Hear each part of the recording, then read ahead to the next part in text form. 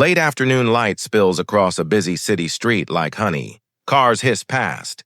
Bikes cut the crosswalk. Cafe tables clink with glasses. On the curb stands a tall white woman in a bright blue dress with red flowers. Her hair is perfect, her makeup camera-ready, and a gold phone shines in her hand like a small crown.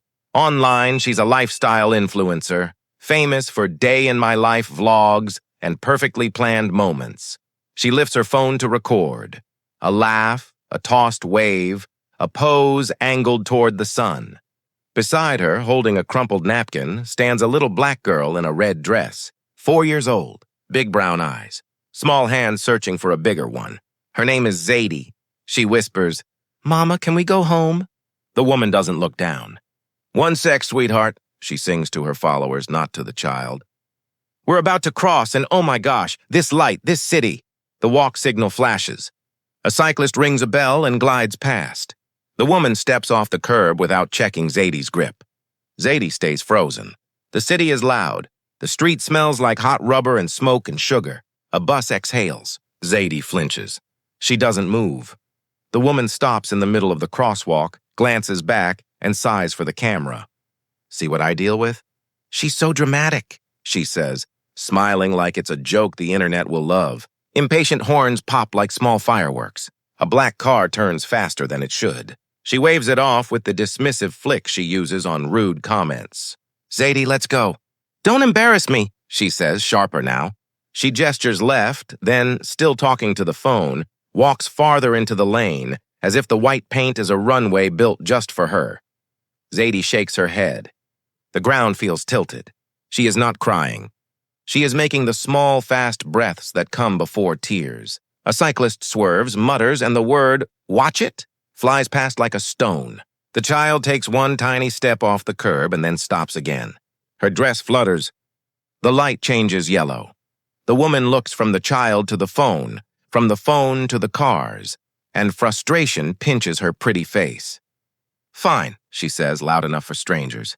"Stand there if you want attention." She pivots and lifts her arm, not to reach for Zadie, but to frame herself against the golden city. Her free hand flicks, quick and careless, the way people shoo pigeons. The motion points Zadie forward, away from safety, toward the paint. She turns her back and keeps walking. For one stunned second, the little girl is alone in the bright, buzzing middle of the road. A cab inches closer. A bell rings. Someone shouts, "Hey!" Boots pound the pavement. A woman from the cafe, dark curls, server apron, throws her tray on a chair and bolts. She reaches the child, scoops her up, and spins back to the curb in 3 long steps. A bike skims her hip. The cab brakes. A coffee sloshes and splashes the street. The server kneels, shielding Zadie with her body. You're okay," she says, breathless but calm. She looks up, furious, searching for the adult who belongs to this small person. The influencer stands 20 feet away, hand on hip, phone raised, face set in a perfect oh-no expression meant for views. The server's fury turns into words that cut the hot air. "Ma'am, what are you doing?" The white woman, Marissa Vale, wasn't born famous, but she learned quickly that people treat beauty like a passport. Pageants at 15, brand ambassador at 20, influencer by 25. She adopted kindness as a brand before she adopted a child. Her videos were glossy, charity galas, self-care Sundays, and motivational quotes in pink script. When she announced she was adopting, sponsors lined up. Family content, her manager said, is gold. She smiled into ring lights and said she wanted to give love to a child who needs it. The paperwork was long. The photos were polished. When a black toddler with corkscrew curls was matched to her, the comments filled with heart emojis and coded praise. So inspiring. "What a blessed little girl. You're literally an angel." The agency gave Marissa binders about transracial adoption, hair care, skincare culture, identity, safety. She didn't read much. Love is love, she told her followers. That's all a kid needs. She bought satin bonnets. Cute, pastel, wrong size. She added diversity books to the shelf. She called Salon Day Princess Day and filmed detangling like content instead of care. Zadie's birth name had been Zola, after her grandmother. On camera, Marissa called her Zadie Rose because it matched the brand. Zadie was shy at first, wary of the lens that followed her to breakfast. In time, she learned the rules. Don't cry, don't stain, smile. She liked blocks, songs with clapping, and the smell of oranges on Marissa's hands. She hated loud rooms. When people bent low and cooed, "Aren't you lucky?" Zadie pressed her cheek to Marissa's skirt and felt the faint crinkle of the phone case through the fabric. The neighborhood watched and whispered. Some loved the fairy tale, a beautiful white woman saving a black child. Others saw the seams, the way Marissa posted messy mom moments that were never actually messy. The way Zadie's hair was sometimes too dry, the way Marissa said, "We don't see color," right before a video about raising a little black queen. The cafe server, her name is Alma, noticed the small things because service workers know how to notice. She saw Zadie at the window tracing raindrops while Marissa filmed a brand ad with a flat stomach tea. She saw how Zadie flinched when a stranger reached for her curls without asking, and how Marissa laughed. She's obsessed with attention. Alma grew up in a house where 3 languages shared a table and where care wasn't content. She sent money to a mother across the ocean and bandaged cuts with practiced hands. She knew fear when she heard it in a child's breath. She also knew the tone of practiced entitlement, the voice that expects the world to step aside. She heard both in the street before she ran. Marissa's belief about race was a postcard. We're all the same inside. It felt kind. It made other white women clap. It kept hard questions out. She didn't ask why the guard at the luxury store followed Zadie more closely than he followed her. She didn't notice how a neighbor crossed to the other side of the sidewalk when Zadie ran ahead. When a black stylist corrected her on conditioner, she posted a video, "Be nice when educating," as if expertise were rude. She loved in her way. But she loved performance more.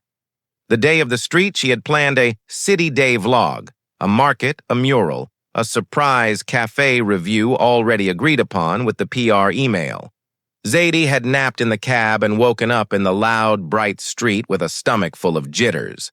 "Hold hands," Zadie had said at the first corner. "You're a big girl," Marissa had said, and kept her grip for the camera only. In the crosswalk's aftermath, the city snaps back to speed. Alma stands at the curb with Zadie tucked behind her legs like a pearl in a shell. "You left her," Alma says, voice steady but hot. Marissa's smile tightens. "I did not," she replies, switching off the live, then quickly back on habit. She froze. "Big feelings. It happens." Alma steps closer. "You turned your back while cars were moving." A cluster of onlookers forms. Tourists with tote bags. A courier straddling his bike. A teacher with chalk on her sleeve. Someone says, "I saw the whole thing." The courier adds, "She was filming the whole time." Marissa's chin lifts. "I'm her mother," she says, as if the word erases everything. She reaches for Zadie, who presses closer to Alma. The little girl's fingers curl in the apron's fabric. "Come on, honey." "Mommy's here." Zadie peeks up. "No cars," she whispers like a spell. Alma kneels. "We'll wait for the turtle light," she says, pointing to the crossing icon. "We'll go together." Her eyes flick to Marissa. "All of us." The light changes. Marissa reaches again.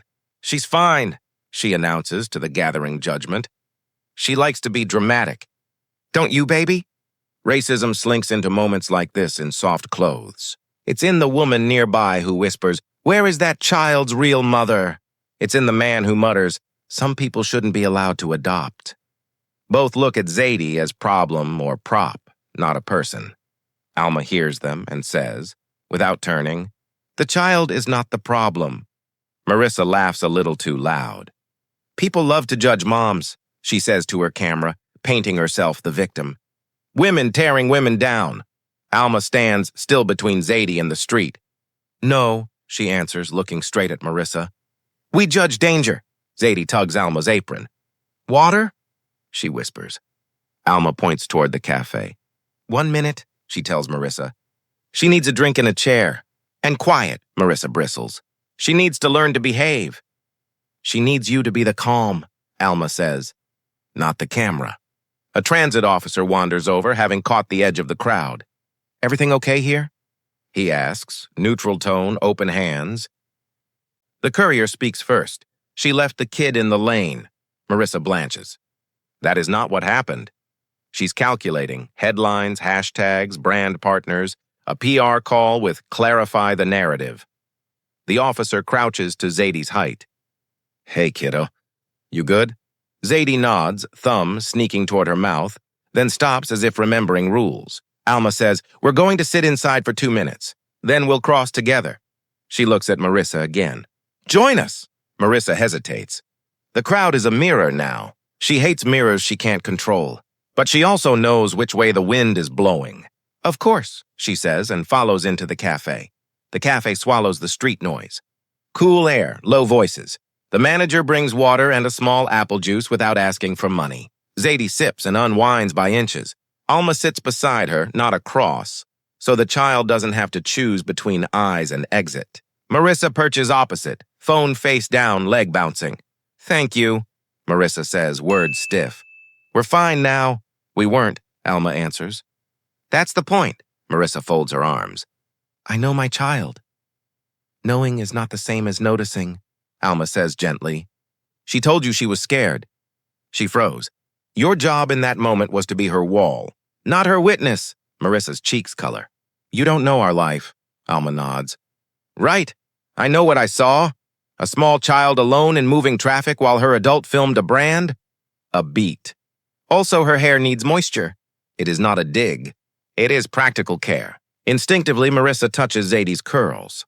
We do hair day, she says, defensive. It's a lot. It's love, Alma says. It's culture. It's protection. It tells strangers she's cared for. That matters more than you think. Zadie leans into Alma's side and whispers, Turtle light. And Alma smiles. We'll wait for it. Marissa's face shifts, hurt, anger, shame, then a flash of something like fear. People love to call me racist, she says quietly. I adopted a black child. That doesn't make you anti-racist, Alma says. It gives you homework. Marissa's eyes shine. I do love her, she says. And for the first time, the sentence lands like truth, not brand. I have to keep everything going. The followers, the sponsors. It's how we live. Then live different, Alma says. Turn the camera off when she needs 2 hands. Learn her needs before you teach your audience yours. Protect her in public, in private, in comments. She reaches into her apron, pulls out a small tin, and rubs a dot of balm between her palms until it warms. May I? She asks Zadie. The little girl nods. Alma smooths the balm gently over the curl's ends. They spring happier. She shows Marissa. Tiny bit every night. Satin pillowcase. And please, no, we don't see color. She needs you to see all of her. Marissa swallows hard. People will think I'm a bad mother. People already think things, Alma says. Do the right thing anyway. The transit officer peeks in, checks thumbs up, and leaves. The cafe hums. Zadie finishes her juice and sets the cup down carefully like a ceremony. Ready? She whispers. Marissa reaches for Zadie's hand, not the brand grip, the real one. Zadie hesitates, then lets her fingers be held. Marissa looks at Alma. Walk with us? Alma nods. They step back into the afternoon. At the curb, the city waits. Same cars, same bikes, same light. But the 3 of them are different. The signal flips to the white walker. They move together. Alma on the traffic side, Marissa holding steady, Zadie between, small feet marching like a tiny drum. Halfway across, Zadie squeezes tighter. Marissa squeezes back. We're safe, she says. Not for the camera, for the child.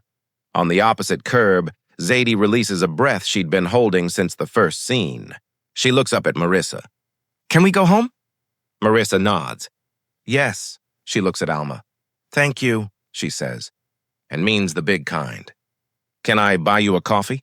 Or a hair care lesson? Alma smiles. Bring Zadie in on Friday. I'll show you both. No phone. No phone, Marissa echoes, and slips the gold rectangle into her bag like putting away a knife. The clip of the almost accident hits the internet anyway. Someone filmed from the corner. At first, the comments are knives. Then a second video appears. The cafe camera, authorized by the manager, shows Marissa listening, taking notes on a napkin. walking out holding Zadie's hand for real. The story bends, not into excuse, but into change. Marissa posts a different kind of video. No makeup, no music. I messed up, she says.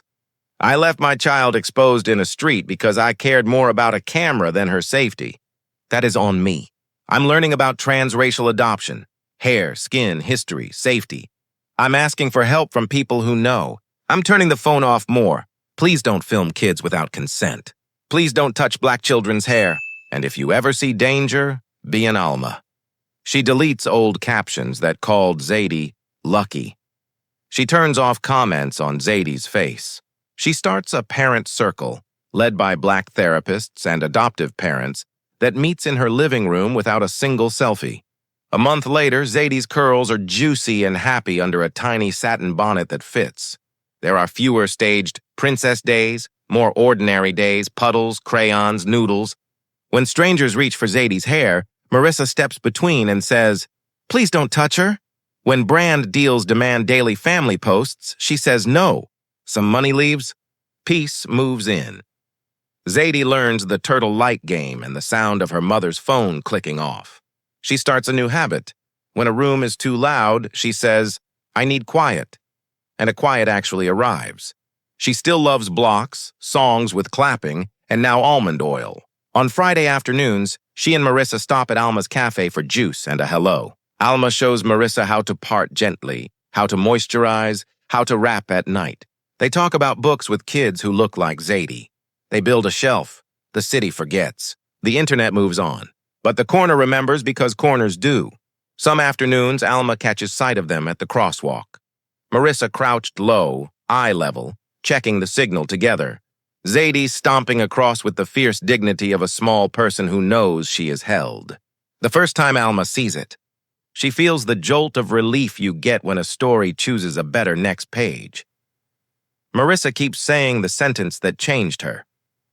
Knowing is not the same as noticing. She tapes it to the fridge. She repeats it in therapy. She says it when PR calls with shiny ideas. She says it when she is tempted to turn a hard moment into a post. She texts it to herself before every family day. She keeps learning.